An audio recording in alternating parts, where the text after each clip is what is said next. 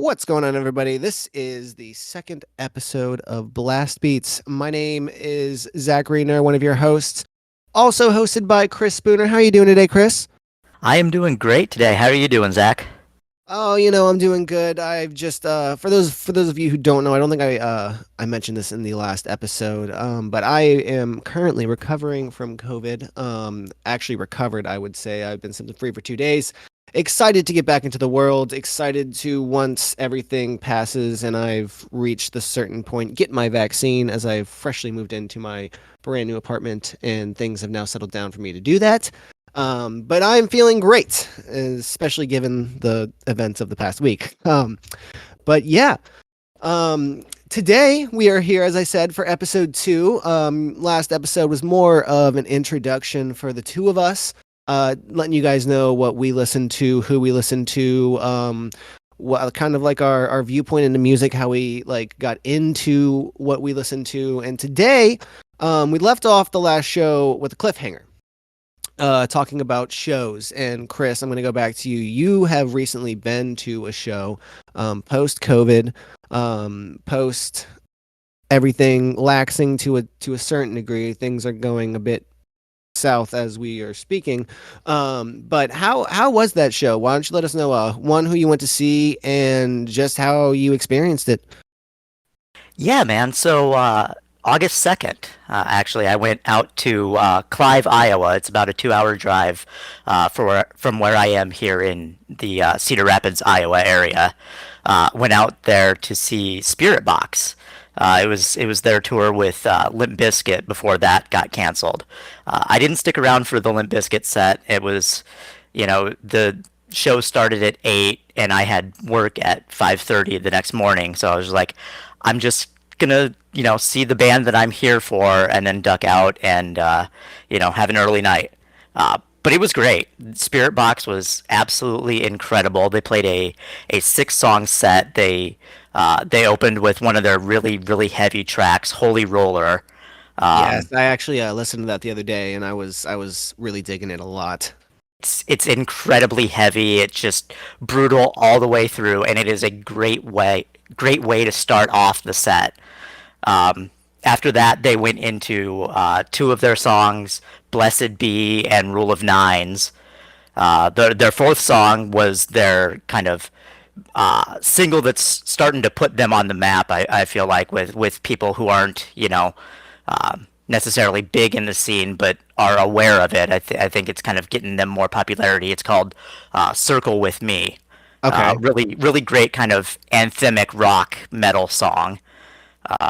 Their next to last song was their newest one that dropped last night, "Hurt You." Fantastic song. Really, really got a nice bass guitar groove in there. Loved it. And then they ended with their ballad, which is a well, I don't want to say a ballad. It's a slow song. It's a tribute to the lead singer Courtney's grandmother, who passed over the pandemic, and they couldn't, get out to see her. It's called Constance. Okay. Really, really emotional song, and really kind of a great way to put a bow on the set. It was a great set. I absolutely loved it. It was a great kind of getting back into seeing live music again. I'm so All glad I right. went. That's awesome. So I could say for myself, it's probably been about 3 years since I've been to a show. Um, and that's more so, I was really, really heavy into it, when I was in college. Now most of my experience is festival based because I've mainly been to Warped Tour.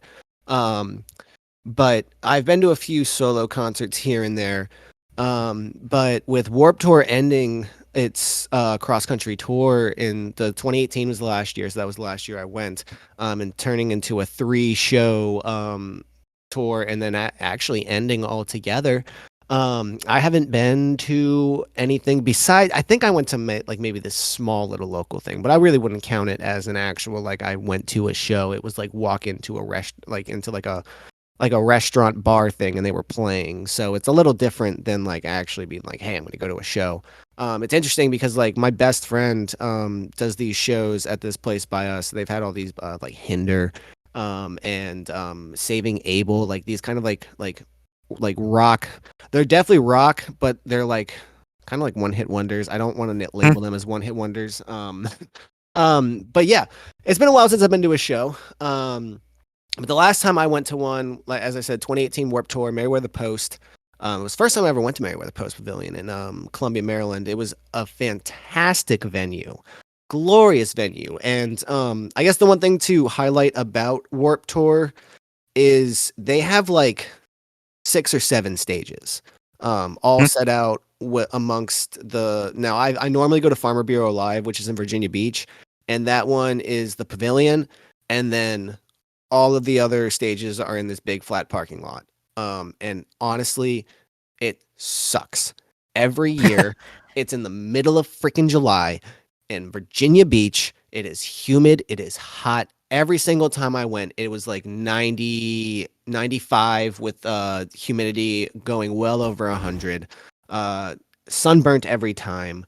Um, so the last year, I went to Meriwether Post because the Farmer Bureau Live one was in the middle of the week, and I had to work.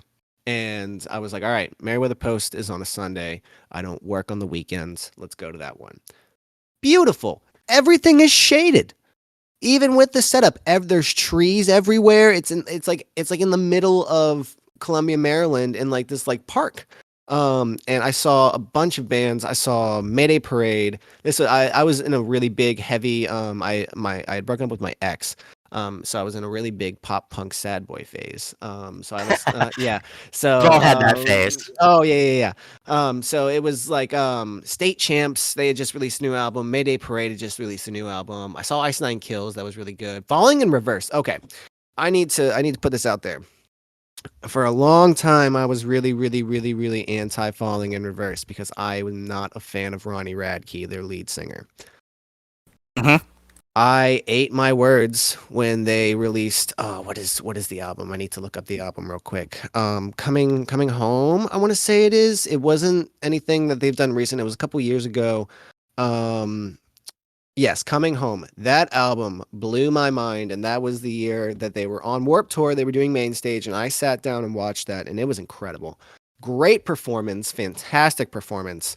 Um but it was a change, and he kind of like took back a lot of his bravado, and he wasn't as crazy as he was and like out there and all this stuff. So I was like, all right, if you're gonna calm down a little bit, I can get into it a little bit. But I'm not necessarily a very big Falling Reverse fan. But yeah, 2018 Warped Tour was pretty sweet. It was a little sad because of the fact that it was ending. I remember I saw 4 Year Strong that year, and I actually met them. That's the cool thing about Warped Tour is that you get to meet a bunch of these bands. I've met Attila, Pierce the Veil, Beartooth, um, Ice Nine Kills, Crown the Empire, The Color Morale, 4 Year Strong, Issues, the Story So Far, Sleeping with Sirens, like all these bands that like I've Wow. been really big fans of, and then I have a bunch of their autographs. So I was getting 4 Year Strong's autograph, and I was talking to one of the main singers, and I was like, "Yeah, it's really a bummer that this is the end. Like they're ending." He's like, and he looked at me and he was like, "Well, I don't think it's the end." He's like, I definitely think the dude that runs it, Kevin Lyman, he's got something up his sleeve. I don't think Warped Tour's ending, and what he knew and I did not know at the time, what everybody didn't know at the time, is they were going to that 3 show format.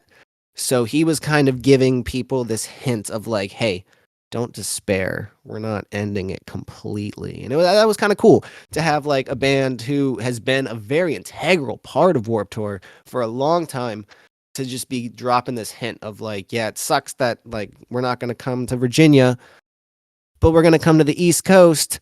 I'm going to give you as subtle of a hint as possible, but we're coming to the East Coast. Um, so from what I've talked to you in the past, it sounds like you have a lot more like actual head like band tour experience, like going to actual like concerts that are specifically highlighting just a few bands. Yeah, yeah, absolutely. I've never really been a festival guy. I've been to one festival show in my kind of concert going career, and that was a festival that we had here in Iowa called Laserfest. It was held by one of the rock stations in Des Moines, 1033 Laser. And I went out to that in 2011. And that show was Stone Sour, Avenged Sevenfold, 3 Days Grace, Theory of a Dead Man, Bullet for My Valentine, My Darkest Days, Saliva, Black Label Society, Rev Theory, Art of Dying, Escape the Fate. That's a pretty solid. That's a pretty solid set list. It was a really solid set. I got to the show a little late, so I missed Black Label Society, Rev Theory, Art of Dying, and Escape the Fate. But I got to see the rest of the bands there, and it was the show itself was great. It was July or August in Iowa, so it was stupid hot. It was stupid humid. It was raining that day. Um, which was just terrible. It was obviously it's an outdoor event with kind of like Warped Tour. There's, the main stage, and then there's a bunch of stages elsewhere. Um, and it was just kind of a miserable experience for me. I got there late. I checked out one of the bands. I think it was My Darkest Days. I checked out their set. And then when their set was over, I went to leave to go check out another band. Uh, and I was up to my mid shin in mud. Oh, I had to have this, big burly biker dude actually come in and physically lift me out of the mud so I could get yeah, out.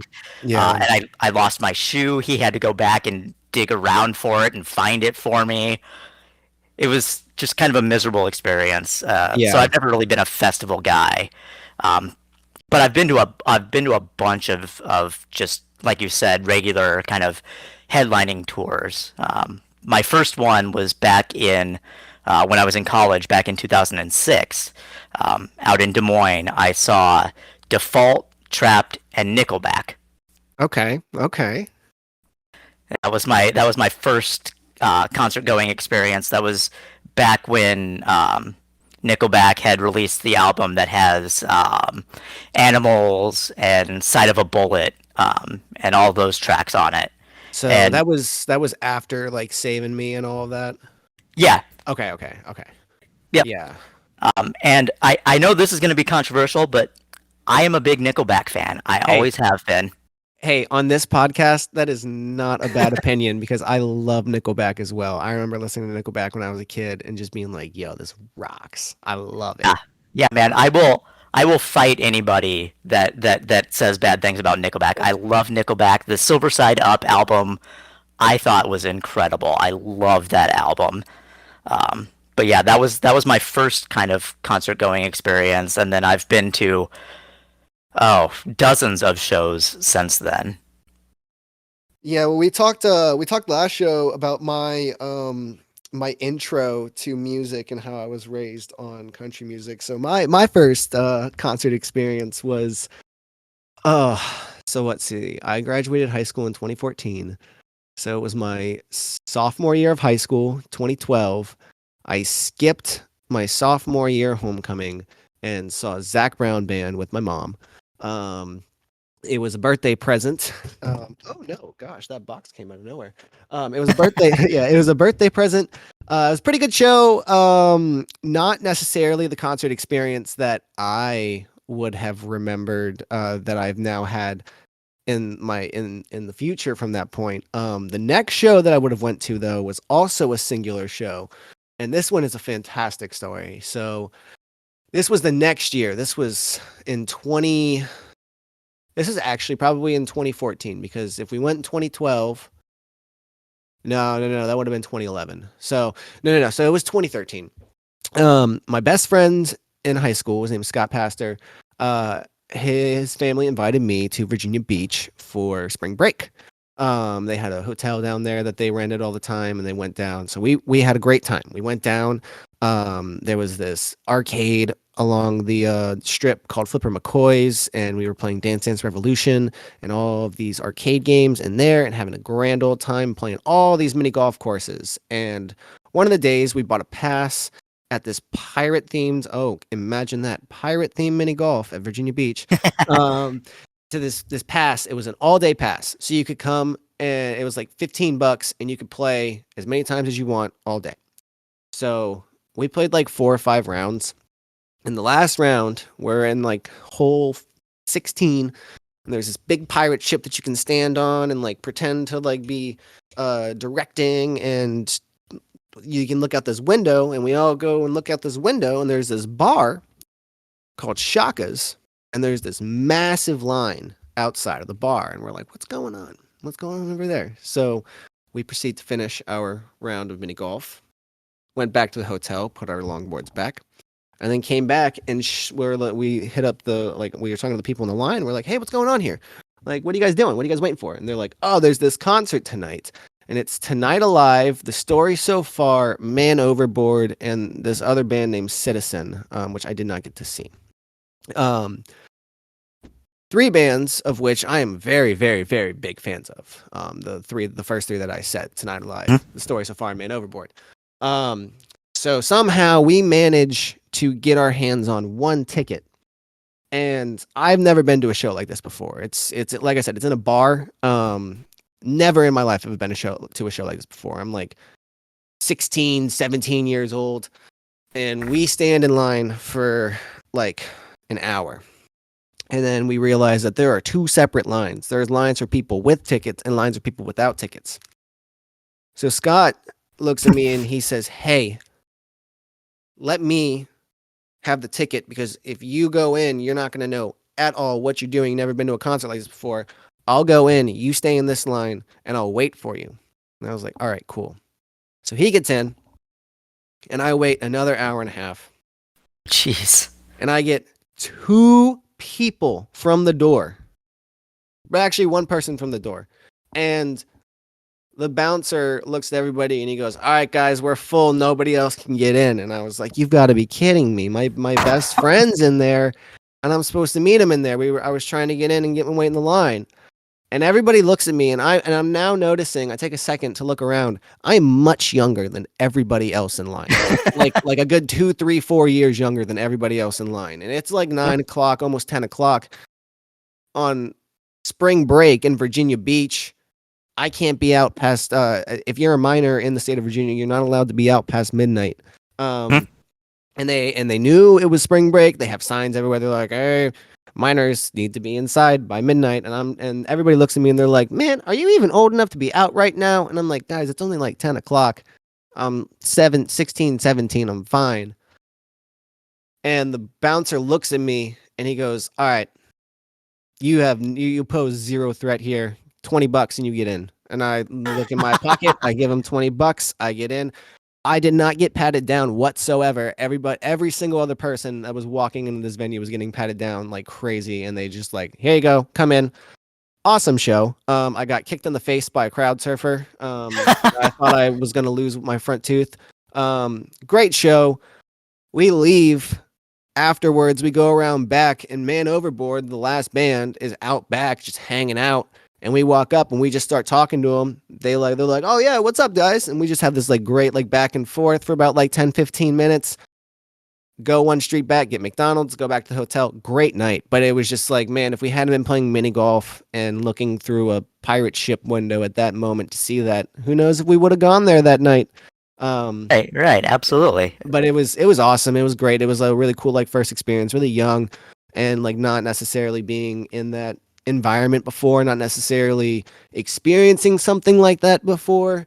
Definitely really cool. But that was awesome. And then that year was the first year I went to Warped Tour, saw Man Overboard again, met them and talked to them again.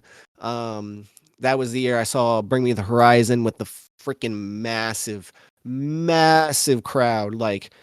So they have the stages, and then there's like 2 or 3 lines of tents behind it for all the bands with merch, and every single space was full with people trying to watch Bring Me the Horizon. It was insane, just so much, because I mean it was that big of a time at that point. Like they were huge.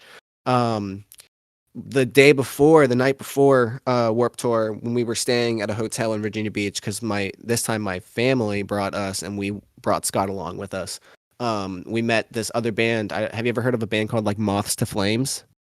Yes, I've heard of them. I haven't heard them, but I have heard of them. So we met them, They were staying at our hotel.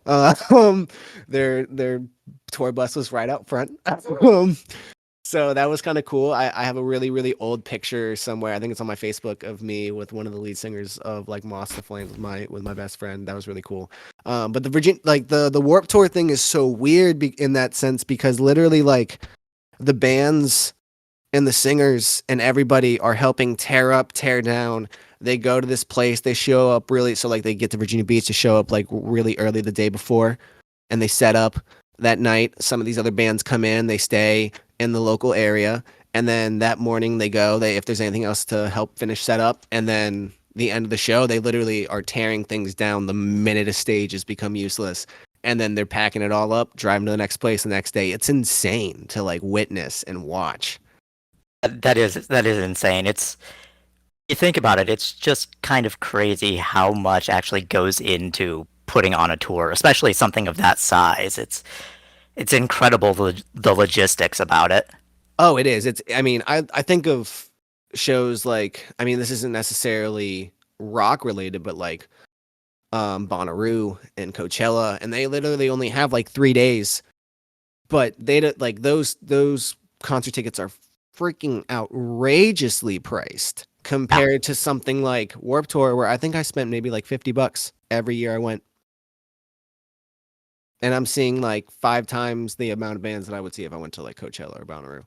Maybe not necessarily, probably similar, but much more, much more concentrated into what I want to see. Really. Um, yeah. so what are some other shows, some other crazy show experiences that you've had throughout your viewing history? Well, this actually kind of brings me into a subject that I was going to ask you about. So I'm going to go with the best concert experience that I've had. And that for me was seeing a show out in Des Moines in August of 2016. It was at the Wells Fargo Arena in Des Moines for any Iowa listeners who might be catching this podcast. It was Of Mice and Men, Marilyn Manson, and Slipknot. And it was Slipknot's first show in Iowa in like 7 years. And it was also the first time I had seen Slipknot.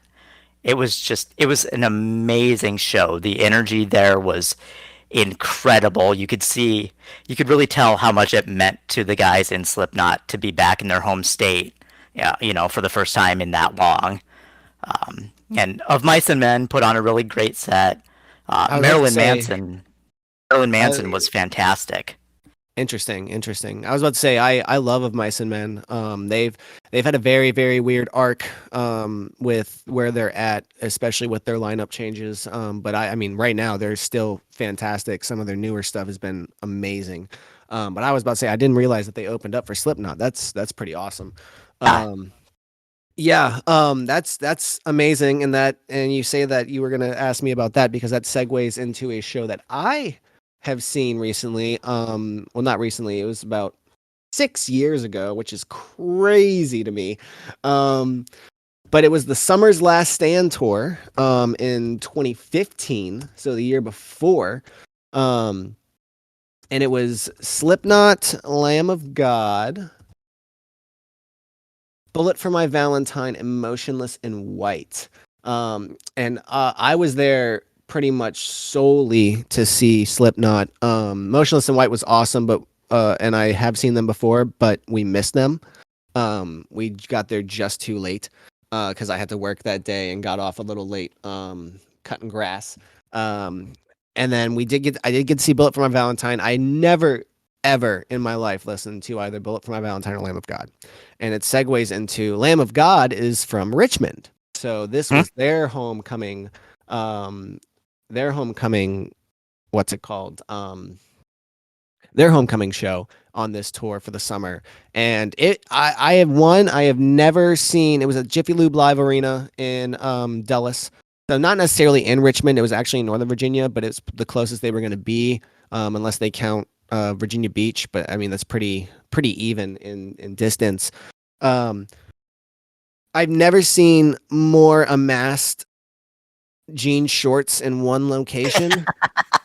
And also the amount of men with long hair, which I mean, I have long hair and you have long hair. So, I mean, it just is what it is, but it was amazing. It was such a rush. I talked about it a little bit last time. The Slipknot show. I mean, Slipknot is an incredible performance if you ever get to see them live. The amount of passion and energy that they put into their sets and their shows is incredible. The backgrounds are always amazing. I will never forget that. I remember the intro of him walking in. It would have been point five. I'm trying to I can't remember what song it would have been, but him just walking down the steps with all of these flames around them. The percussionists will be literally vertical and horizontal to the ground, drumming in the air. Like it's insane.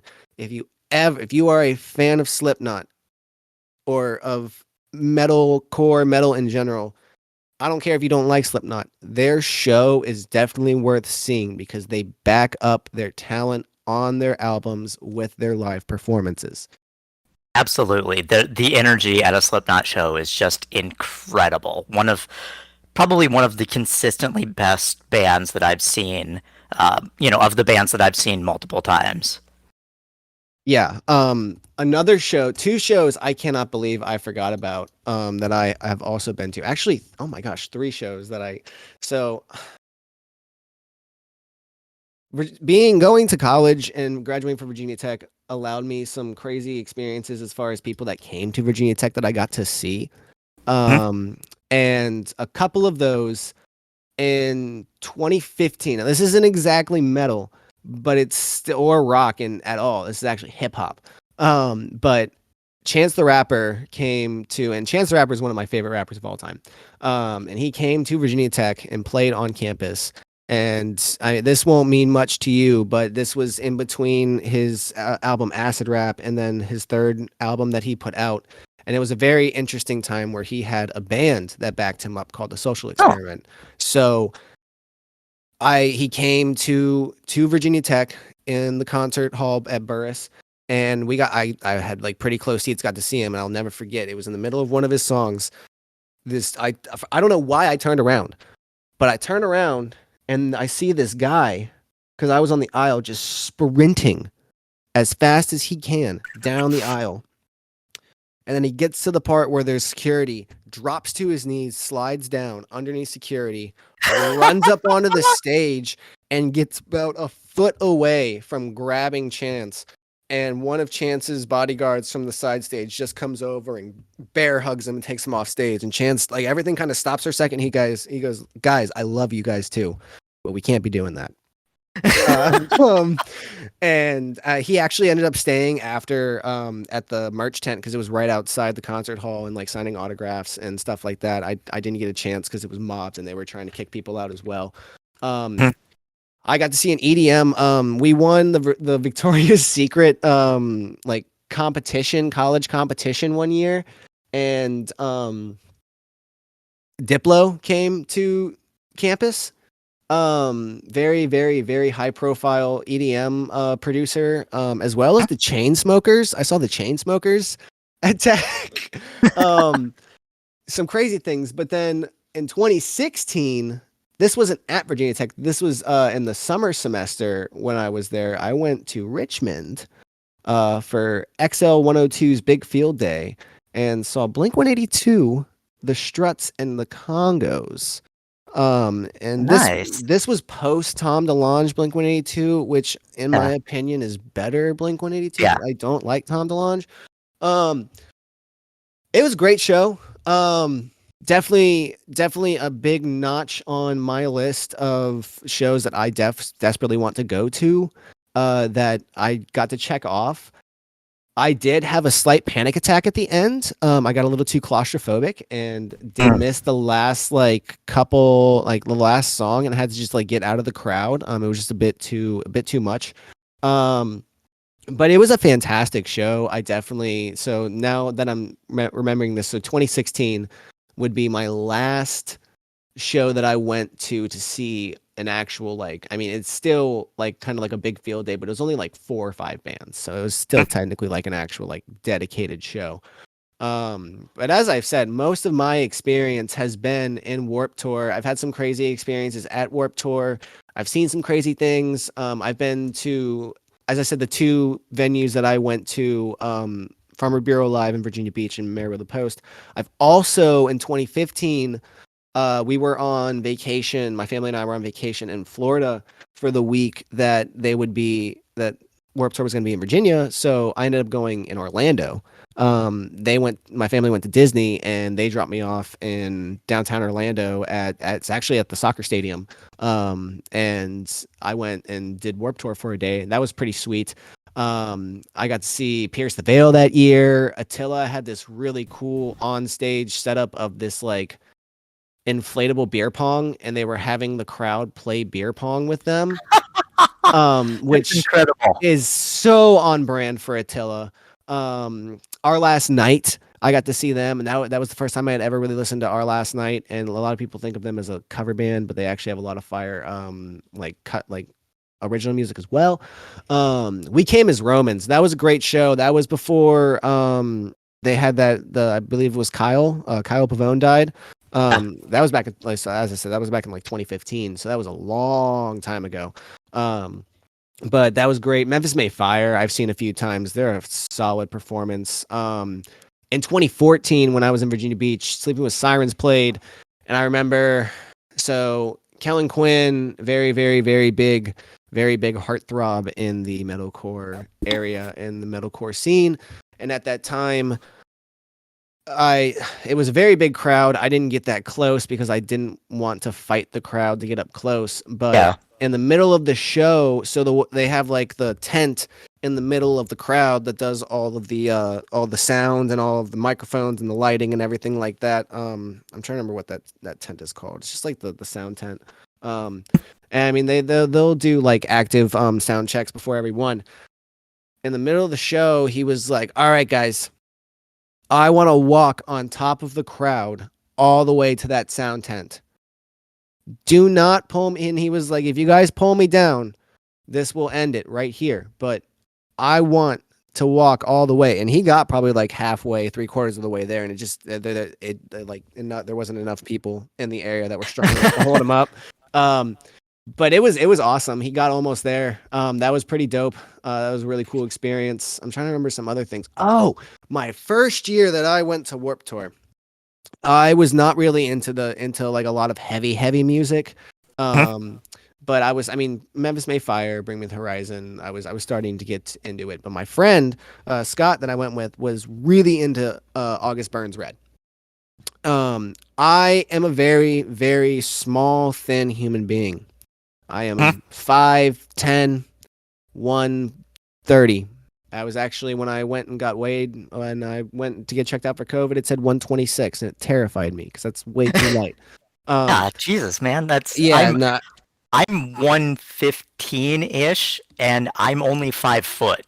yeah, yeah. So I'm a small person. yeah, so I don't mosh. The amount of times that I'm gonna get into a pit is if it's a circle pit and I'm just running, because that doesn't pose a danger to me. Right. But I don't mosh. I can't do that. I also Would don't break crowd. you. I would probably be a very beneficial person to crowd surf. However, I don't crowd surf, and I will tell you why. This is why. My friend went to see August Burns Red, and he was crowd surfing. And the past few, I would say maybe, so like from 2013 to 2015, there wasn't really anything. But from 2016 to 2018, there were signs at every single arena venue for Warp Tour that said no moshing, no crowd surfing, your safety matters. And the problem was people were doing it. They were getting very hurt. They were suing the tour Right. because there was no thing to say, hey, you can't do this. So at this point, if it's there, it's plastered, it's up. They told you not to. If you do it, you can't sue them. And that was another issue as to why it ended, is because people were going just crazy and buck wild, and they just couldn't keep up with all the people who decided to make these decisions and then couldn't handle the consequences. So my friend crowd surfs at August Burns Red. Normally, when you get to the front of a crowd, when you're crowd surfing, the security will take you down. They will pick you up and they'll grab you from the crowd and they'll put you down. For some reason, when he got up there, they pushed him back into the crowd. So you can't really go backwards in a crowd surf. You go forwards. Right, right, So right. the crowd pushed him back towards the security. Security pushed him back again. So the crowd just dropped him. Oh no. And he crackbacked on the barrier at the front. Oh geez.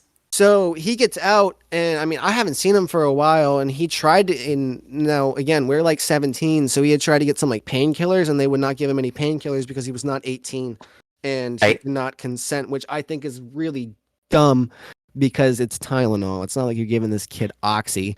You're right, right. just give him some Tylenol so he isn't in brutally agonizing pain. So yeah, I don't crowd surf. I've also heard stories of way too many people who have gotten hurt. Again, I am not of the size or stature where I would probably need to worry about getting dropped or not being able to make it, but it's just the chance because you never know when security is going to push you back. Yeah. Crowd surfing is one of those things that, like, as someone who is physically disabled, I think I covered this on the last podcast, but if I didn't, I was born with spina bifida, and I get around on forearm crutches.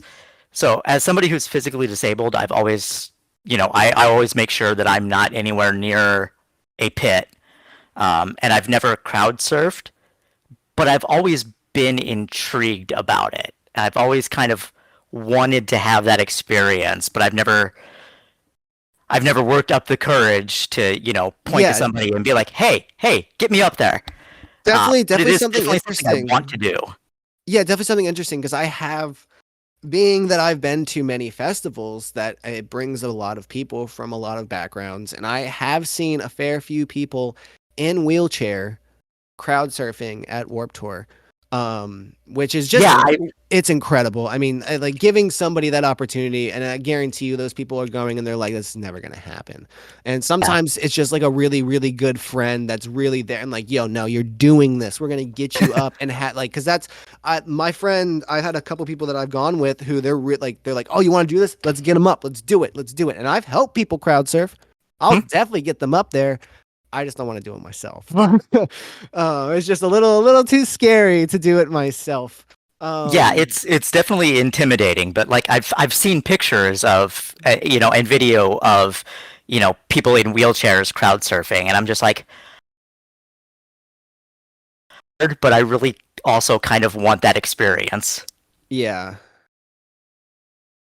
but Um, yeah, I can't really, um, yeah, the shows that I've been to with Warp Tour, they've been really cool. They've been very refreshing. I do know that with everything kind of like ending, I know that since I've had COVID, I kind of want to. I'm gonna wait a couple weeks and then I'll get my vaccine, so that way I won't have to worry about anything as far as getting negative tests and stuff for mm, going to events. Because I do, football season's coming up. I really have some desire to maybe try to get to some sort of events for it. And sports in general, I kind of want to just get out there and start doing things again, because I have been holding back a little bit. I don't have any apprehensions to wearing a mask. I wear my mask all the time. mhm, But I same, just, same. getting that vaccine will be just a little, one less thing to worry about. Yeah, I've But I've been vaccinated since May, and it was definitely a relief when I got it. yeah, but I do want to. I want to go to an EDM concert at some point. I have had a lot of very cool experiences, and people that I am close to have talked about that. I want to get to another metal and rock concert. I would love to see the Foo Fighters. Mhm. That would be an incredible show, honestly. And the big trouble I have is, I mean, I just kind of, outside of those big festivals, I kind of just miss a lot of concerts just from work and not really paying attention. I mean, money's a big thing. Like I said, I just moved into this new apartment and money is going to be a little tight for a little bit right now. But I definitely need to get to another show here soon because it's been far too long. It's been far too long. That kind of is a great transition into another question that or a topic that I wanted to cover. Do you have any solid plans for your next show? I don't. I have zero plans for my next show. I haven't really sat down and looked. Um, there's been some like little things here and there that I've thought about springing for, but as I said, I just haven't been in the position to really do it. Hmm? Uh, I don't know if I covered this last time, but I've been house living a humble abode searching for 3 months. I was living in my best friend's house for 3 months. And that kind of like took a damper on some things. And then before that, the month before, I was moving out of my parents' house. So things have been a little out of whack for me pretty much for the first half of the year, an extension of COVID. I also had another kidney stone scare at the beginning of the year. So Jeez. things have just been crazy. But they're finally getting back to normal. Things are finally evening out.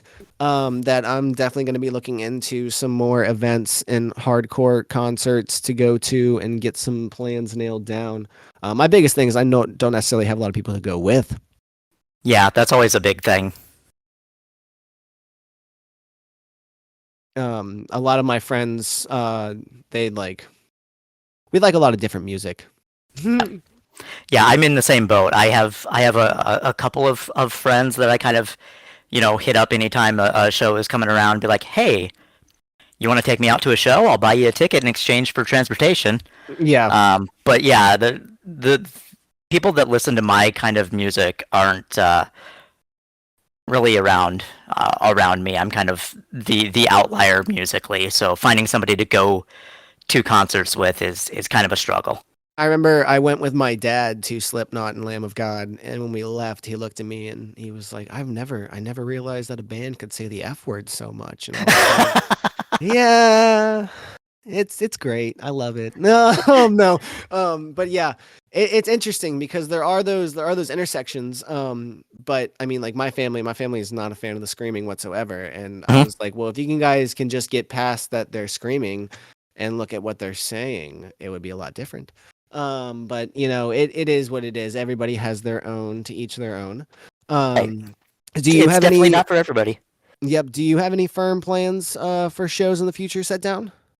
I do actually. I'm going to two separate shows in September of this year. So the first one that I'm going to is a big festival called Louder Than Life, Okay. out in Kentucky. And I'm going to be seeing um, the Sunday lineup. The Sunday lineup. Um, yeah, so that's going to be Oh, Metallica, I've Judas seen this. Priest. Yeah, Okay, okay, Metallica, Judas Priest, the return of Mudvayne, okay. and Seether are the kind of big four of that day. Yeah, yeah. They've also got Skillet playing that day. I've listened Yep. to my fair share of Skillet. Um, Sabaton is there. The Who, HU. oh, Bad okay. Yeah, Flower. yeah. Interesting, interesting. Yeah. I'm looking at some of these other days, because they have Beartooth on Thursday, Mhm. with Wage War as well, Corn, Stained, Cypress Hill, um, Currents I've been hearing a lot about recently. Um, Yeah. oh, Metallica has 2 days. They're doing Friday and Sunday. Different set Oh, list each okay. day. Metallica, Rise Against, Killswitch Engage, Fever 3. Do you know anything about Fever 333? I've heard maybe one song, and they're a band that I hear a lot in my sphere of kind of influence, but I've Okay. never really listened to them besides one or two songs. Have you ever heard of a band called Let Live? No. Okay. So Fever 333, the bigger person behind it is a guy named Jason Allen Butler. Um he was in another band called Let Live. The one of the things that they're very, very known for is they've been uh let's see, who is it? It's a hardcore punk, like I guess they call it rap metal and rapcore. Hmm. It's Jason Allen Butler, former The Chariot guitarist Steven Harrison, and Night Versus drummer Eric Improta. But Let Live was incredible. It was one of my favorite bands. In that like in that sort of area. But no, they're very interesting. A very very interesting band. Um, been making waves. And then that Saturday lineup, they haven't announced the main headliner, the number one headliner. What was there supposed to be somebody else? It was going to be Nine Inch Nails, but they've closed down all of their touring for the year because of the rise in COVID. Oh, okay. Um, I don't know if they've announced a Because placement. I know that um, Slipknot is replacing Nine Inch Nails on Riot Fest. interesting, yeah. Because I'm looking at the other two like top names on Saturday, and it's Snoop Dogg and Machine Gun Kelly. So they need Yeah, something besides that to kind of. Well, I mean, I just put Asking Alexandria up there. Um, Asking Alexandria is one of those bands that they're yeah, really hit or miss for me. yeah, Like I yeah. really love the stuff that I love, but I really don't love the other stuff. Yeah, and then there's also Ice Nine Kills and Spirit Box plays that day. Yeah, I really wanted to go out to that show for That's that, but awesome. I was like, I can't really swing 2 days of Louder Than Life, and I really wanted to see Metallica and Judas Priest and the return of Mudvayne. Yeah. So I'm choosing to go to the Sunday show, and then later that Tuesday, I'm flying from Louisville, I think it is. Yeah, Louisville, Kentucky. I'm flying from there to Minneapolis to go to a show with a friend. I'm going to be seeing Hatebreed, Trivium, Lamb of God, and Megadeth Oh, in nice. Minneapolis. That sounds awesome. Yeah, I just typed in 2021 rock festivals into Google, and apparently on August or on October 13th, there's going to be a Knotfest Roadshow at Jiffy Lube Yep. Live with Slipknot, Kill Switch Engage, Fever 333, and Code Orange. Something I'm going to look at. But yeah, wow. There's a lot going on. In the coming weeks, in the coming months, in the end of the year. I'm very happy that this stuff has been able to come back up, and I mean, bands have been able to get back into touring and back into doing these things because it was. I mean, I'm not gonna say I didn't like non spectator sports.